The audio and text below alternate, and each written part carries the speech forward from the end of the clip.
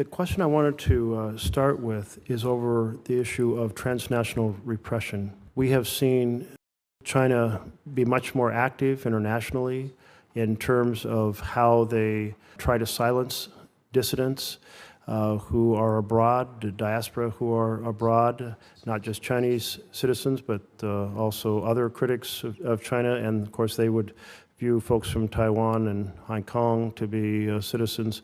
Can you give us a sense of how much of these repressive tactics, things like going up to a person who has been protesting China's policy in one area or another and saying, we know who you are and we know your family back in China, or things of that nature, different strategies of essentially pressure or blackmail, threatening family members who are back in China times.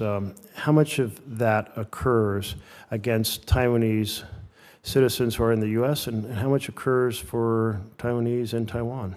On the issue of transnational repression writ large, we're deeply concerned by the various actions that we've seen China carry out around the world, and even on the ground here in the United States. I think you saw last year there were instances where we discovered that China was operating these so-called overseas police stations, these supposedly informal bodies that clearly had official direction. And as you've seen, we've taken aggressive law enforcement action against those entities. I'm less clear, candidly speaking, whether residents of Taiwan or Taiwan friends resident in the United States have been subject to such intimidation, or whether we've seen such activities in Taiwan. I'm not as familiar.